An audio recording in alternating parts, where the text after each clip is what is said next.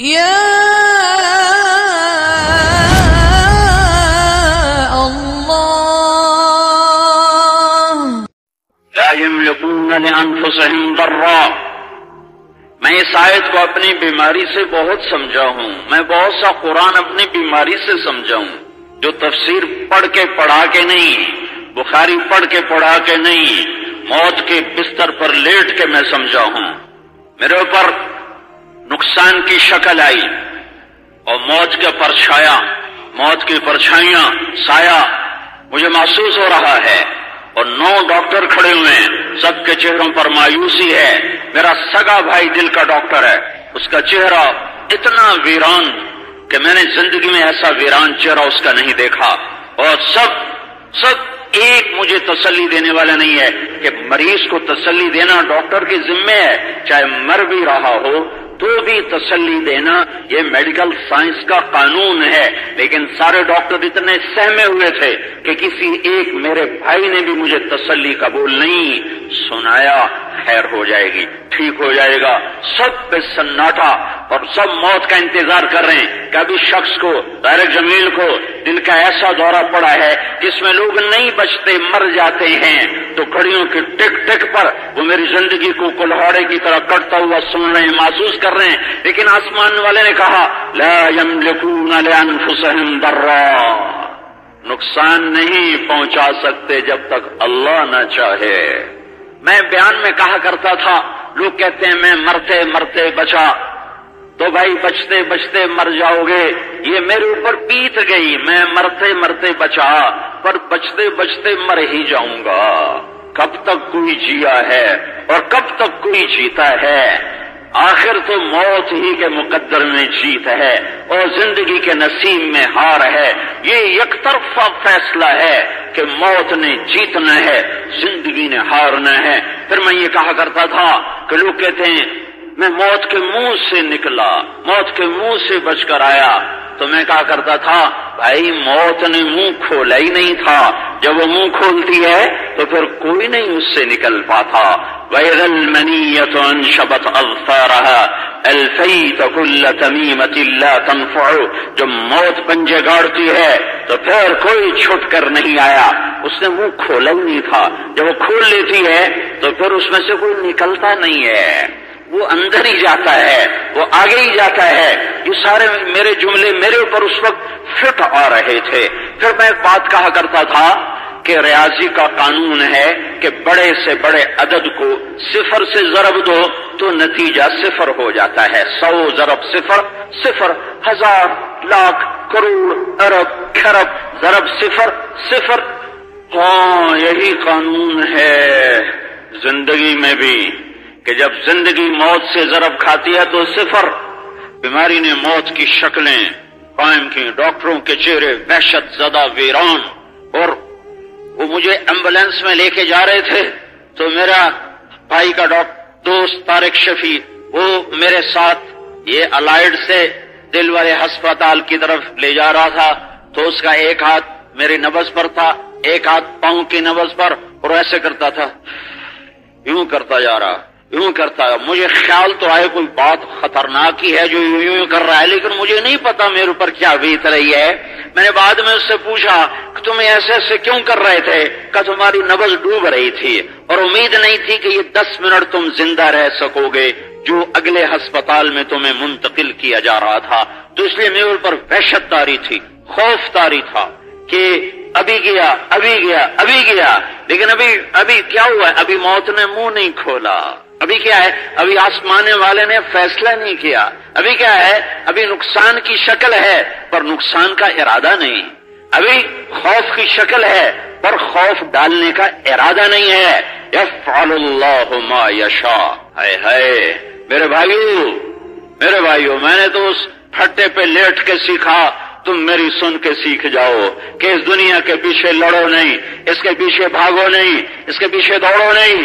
میری زندگی کی حسرت ناک گھڑیاں تھی، اس بات کو سوچ سوچ کر کہ وہ گھڑیاں کہاں سے لاؤں جو غفلت میں چلی گئیں، جو نافرمانی میں چلی گئیں، انہیں واپس کہاں سے کھینچ کے لاؤں. پھر میں اللہ سے یہ بات کر رہا تھا، پتہ تو نہیں تھا نا.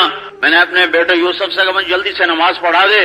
کہ اس بیماری میں کچھ پتہ نہیں کیا ہو جائے. فجر کی نماز سے پہلے کا واقعہ ہے. میں نے جلدی سے نماز پڑھا, اذان ہو گئی تھی. میں جلدی سے نماز پڑھاؤ کہ پتہ نہیں کیا ہو جائے. میرا اللہ جو چاہے کر دے. موت ایک اللہ کا امر قطعی ہے. زندگی تو ایک پانی کا بلبلہ ہے, پتہ نہیں کب پھٹ جائے. ایک دھوکہ ہے, پتہ نہیں کب کھل جائے. ایک فریب ہے, پتہ نہیں کب آنکھوں سے پردہ اٹھ جائے. ایک نیند ہے. میں حضرت علی کا فرمان ہے, الناس نیام اذا ما تنتبہوا, لوگ سوئے ہوئے ہیں, موت آئے گی, پردہ اٹھے گا, آنکھ کھلے گی. فکشفنا عنک غطاءک فبصرک اليوم حدید, آج تیری آنکھوں سے پردہ اٹھ گیا, دیکھ جسے تو دھوکہ کہتا تھا وہ حقیقت ہے, جسے تو حقیقت کہتا تھا وہ آج دھوکہ بن کے تیرے سامنے آ گیا ہے. ذلک ما کنت منہ تحید, اسی سے تو گھبراتا تھا, منہ موڑتا تھا, بچتا تھا. آج بچ بچ کے پھنس گئے. پر ایک بات مجھے یاد آ رہی تھی, ایک حدیث مجھے یاد ہے. میں نے کہا یا اللہ تیری ایک نبی کا فرمان میرے تک پہنچا ہے کہ جب کوئی آدمی مر کر تیرے دربار میں پیش ہوتا ہے اور تجھے پتا ہے کہ یہ 2 نمبر آدمی ہے, یہ غلط آدمی ہے, لیکن تیرے بندے کہتے ہیں بہت نیک ہے, بہت نیک ہے, بہت اچھا ہے, بہت اچھا ہے, بہت اچھا ہے, سارے لوگ تیرے اس بندے کی اچھائی پر بولنا شروع کر دیتے ہیں, تو پھر تو اس بندے سے کہتا ہے مجھے تو خبر ہے کہ تو غلط آدمی ہے, 2 نمبر ہے, میرا علم ہے, لیکن یہ میرے سارے بندے کہہ رہے ہیں کہ اچھا آدمی ہے, اچھا آدمی ہے, اچھا آدمی ہے, تو میں اپنے علم کو چھوڑ کر اپنے بندوں کے علم پہ فیصلہ کرتا ہوں, چل میں تجھے اچھوں میں شامل کر دیتا ہوں. اس حدیث کا مجھے بڑا آسرا تھا اس وقت. میں کہا یا اللہ یہ تیرے بندے کہہ رہے ہیں نیک آدمی ہے, تجھے تو پتا میں 2 نمبر آدمی ہوں, لیکن یہ تیرے بندوں کی گواہی ہے. تجھے میں کیا یاد دلاؤں, تجھے تو ہر چیز پہلے ہی یاد ہے. یاد دلایا جاتا ہے بھولے ہوئے کو. مجھے ضرورت ہے مجھے میرا بول یاد دلایا جائے, تجھے تو یاد دلانے کی ضرورت کوئی نہیں. میں تو تجھے تیرے بول کا واسطہ دیتا ہوں کہ تیرا اپنا یہ فرمان ہے, اذا مات العبد والله يعلم منه شرا ويقول الناس فيه خيرا فيقول الله تعالى قد قبلت شهادة عبادي لعبدي وعفوت عن علمي. کہ میرا بندہ نافرمان بن کے میرے دربار میں پیش ہوتا ہے, مجھے علم ہے کہ یہ غلط ہے, لوگ کہتے ہیں بہت اچھا, بہت نیک, تبلیغ والا, یہ والا, وہ والا, وہ بڑی نیک نسبتوں سے یاد کرتے ہیں.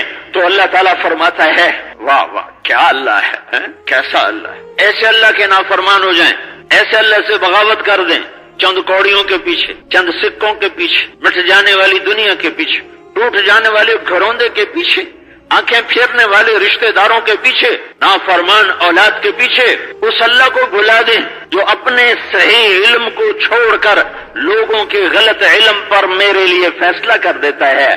مجھے پتا ہے تو بدکار ہے, میرے بندے کہہ رہے ہیں تو نیک ہے, جا میرے نیک بندوں میں شامل ہو جا.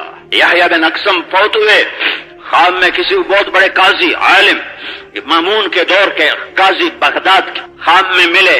ایک ساتھی کو اس نے پوچھا کیا ہوا, کہ اللہ نے کھڑا کر لیا. یا شیخ خصو فعلت کذا, یا شیخ خصو فعلت کذا, بدکار بوڑھے تو یہ کر کے آیا, تو یہ کر کے آیا. کہا میری ٹانگیں کہاں پہ, میں نے کہا میں پکڑا گیا, مارا گیا.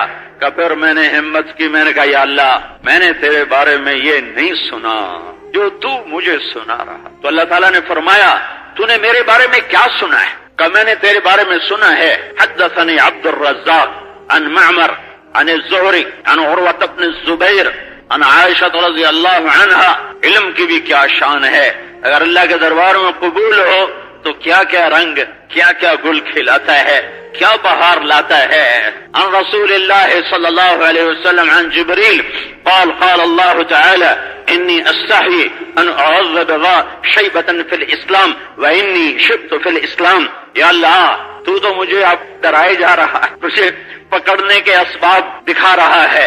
اور میں نے عبد الرزاق سے سنا, اس نے معمر سے سنا, اس نے زہری سے سنا, اس نے عروہ سے سنا, اس نے اما عائشہ رضی اللہ عنہا سے سنا, انہوں نے تیرے محبوب صلی اللہ علیہ وسلم سے سنا, انہیں جبریل نے بتایا, جبریل کو تو نے بتایا کہ جب کوئی میرا بندہ مسلمان بوڑھا ہو کے مرتا ہے تو اس کے سفید بالوں سے مجھے حیا آتا, میں اسے عذاب دیتے ہوئے شرماتا ہوں. تو میں تو تیرے دربار میں بوڑھا ہو کے آیا, تو مجھے دھمکیاں سنا رہا ہے. تو اللہ تعالیٰ نے فرمایا عبد الرزاق بھی سچا اور معمر بھی سچا اور عروہ بھی سچا اور عائشہ بھی سچی, اور میرا محبوب اور زہری بھی سچا اور عروہ بھی سچا اور عائشہ بھی سچی، میرا محبوب بھی سچا اور جبریل بھی سچا اور میں سارے سچوں کا سچا، جا تجھے معاف کیا۔ اس وقت بڑی باتیں یاد آ رہی تھی، پھر مجھے یاد خیال آیا، میں نے کہا صحابہ میں کس کس کو دل کا دورہ پڑا؟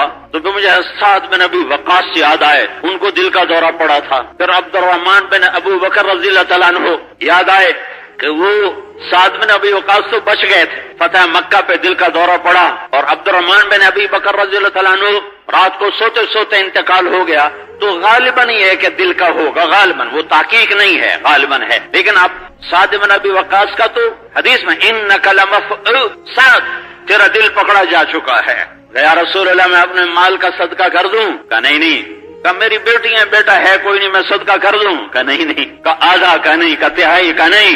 کہا اچھا تہائی کر سکتے ہو، پر بہت ہے، پر تو فکر نہ کر، ابھی تو نہیں مرے گا، اللہ تیرے ذریعے سے ہدایت پھیلائے گا، باطل توڑے گا۔ تو مجھے یہ ساری باتیں اس وقت یاد آ رہی تھی، ادھر درد کی شدت اور ادھر یہ ساری باتیں ریل گھوم رہی تھی کہ یا اللہ تیرا بلاوا ہے تو میں حاضر ہوں، اور تیری طرف سے مہلت ہے، مجھے معذوری سے بچا، مجھے معذوری سے بچا۔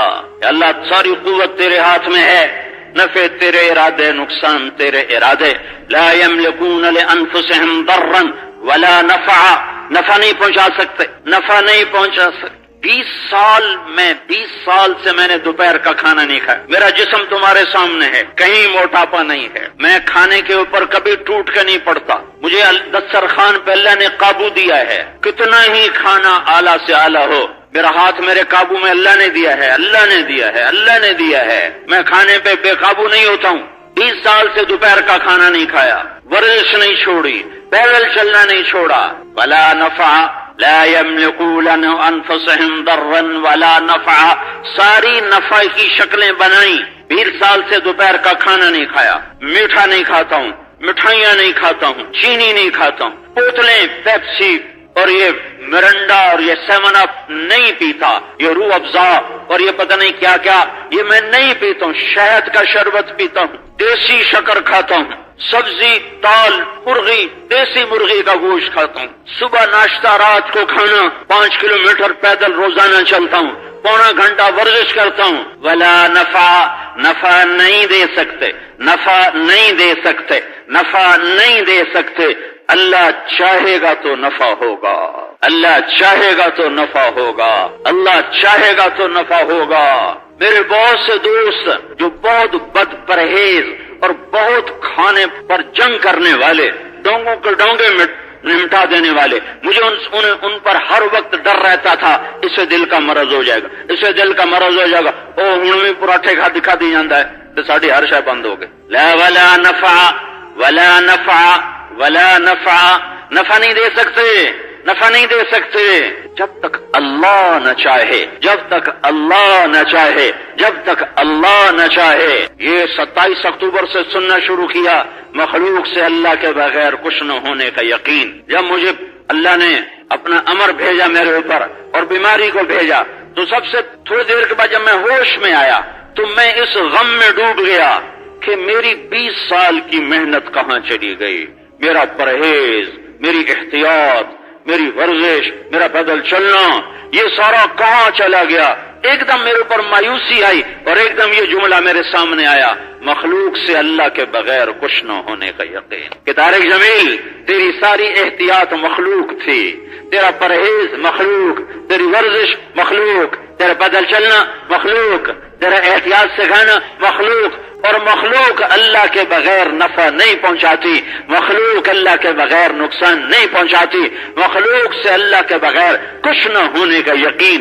اس جملے نے مجھے کھڑا کر دیا اور میرا سارا غم دور ہو گیا۔ میں نے کہا میرے اللہ، لطف سجن دم بدم، کہہ رے سجن گاہے گاہے، این بھی سجن واہ واہ، آن بھی سجن واہ واہ۔ یا اللہ مہرو یا کہہ رہو، واہ واہ ہے۔